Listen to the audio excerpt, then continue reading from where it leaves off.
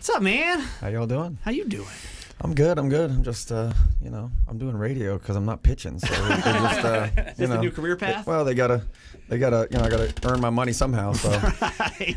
So you're being I'm doing forced the to do tour. this. Gotcha, No, I'm not being forced to do this, but it's actually fun. But to be honest with you, if you're playing mid-season, it's so difficult to get up at this time of day when you're used to playing night games and it's hard to sing and keep your voice in shape, especially trying to to pitch every fifth day. Are you itching to get back out there? You've got to be. I'm getting close. Yeah. When you're in pain, it's tough. You don't think about pitching, but I'm starting to get slowly pain-free and starting to throw the ball a little bit harder and a little bit further. And so I'm throwing my first bullpen on Friday. Yeah. And I probably got 2 months left until I can get game ready and big league game ready. So we'll see. It's like light at the end of the tunnel, though. I feel like you can see the end of because it's such a. The surgery was. Mid last season. Yeah, so, it was like mid-July. Yeah. So, yeah, it's a long time. process, and I had never been hurt. I'd never been on the disabled list ever, So it was almost like, the first day that Cal Ripken didn't play in a game, they said they didn't have any idea what he was going to do. He's sitting on the bench eating sunflower seeds and thinking, like, what are you guys doing on the bench here? Because I'm so used to playing. And it had been 20 years. I had never missed a start. So, last year when they told me, hey, your ligament was ripped off the bone, it was honestly, it was just, it kind of, for a second, I was like, man, I don't know, am I gonna pitch again? Sure. Should I pitch again? Or is this like, shut it down? But, it hasn't been that bad, honestly, because the therapy, I'm so used to being at the park every day, year round. I rarely take any days off, even in the off season. I've kind of lived that way, honestly, since I was 6 or 7 years old. So going to the park every day and doing therapy, I've just kind of traded out therapy for throwing.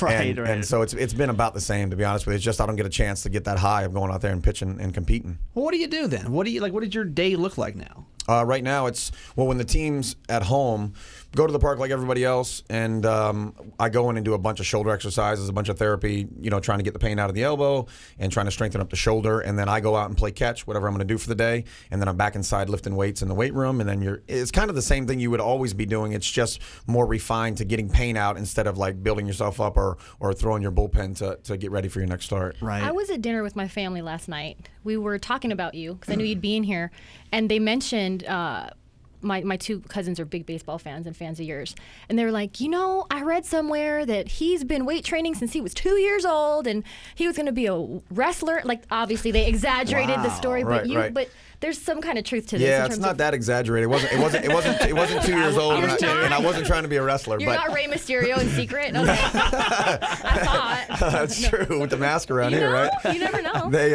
I actually started when I was about 6. My father saw me play t-ball, and he had never shown me anything with a baseball, and I just could backhand a ball and throw it across the infield, like a 12-year-old. And so he was just aware enough to say, wow, this is an ability that I didn't know he had.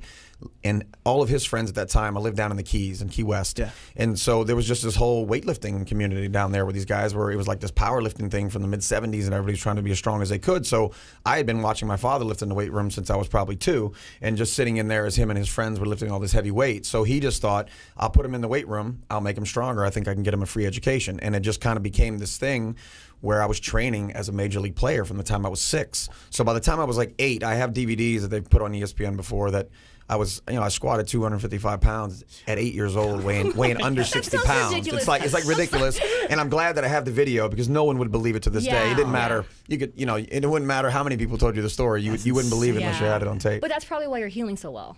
I think it's why. I think it's why my durability over the last 20 years, and hopefully I can extend my career for 4 or 5 more years because of it.